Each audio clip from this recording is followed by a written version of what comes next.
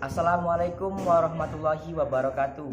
Selamat siang, salam sejahtera untuk kita semua. Sebelumnya, perkenalkan nama saya Doni Saputra, asal sekolah SMK Negeri 1 Babasupat, kelas 12-2, jurusan TKJ. Baik teman-teman, di video ini saya akan menjelaskan materi yang berjudul tentang novel sejarah.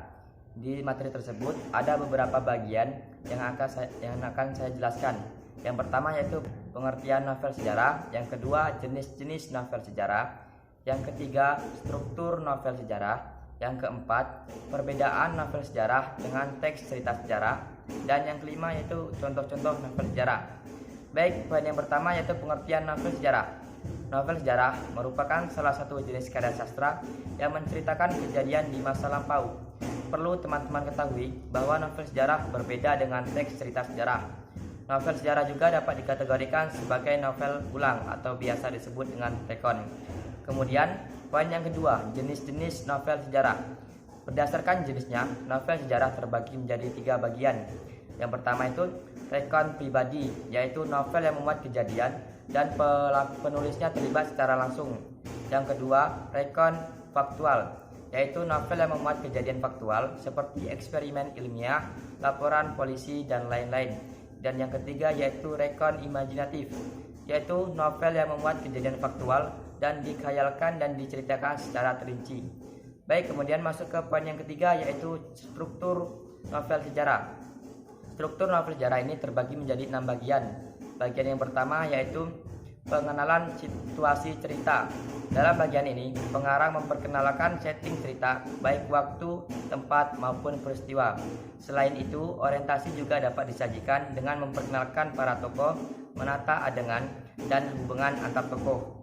Bagian yang kedua yaitu pengungkapan peristiwa. Dalam bagian ini, disajikan peristiwa awal yang dapat menyebabkan beberapa masalah, pertentangan, ataupun kesukaran bagi tokohnya. Kemudian bagian ketiga yaitu menuju konflik. Terjadi peningkatan perhatian kegembiraan, kehebohan, ataupun keterlibatan beberapa situasi yang menyebabkan terjadinya kesukaran tokoh. Bagian yang keempat yaitu puncak konflik. Bagian ini biasa disebut sebagai klimaks. Inilah bagian cerita yang paling besar dan mendebarkan. Bagian ini pula ditentukannya perubahan nasib beberapa tokoh. Bagian yang kelima yaitu penyelesaian.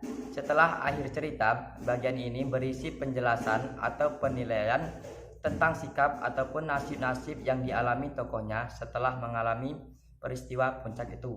Bagian yang terakhir yaitu bagian koda. Dalam bagian ini berisi komentar keseluruhan isi cerita yang fungsinya sebagai penutup.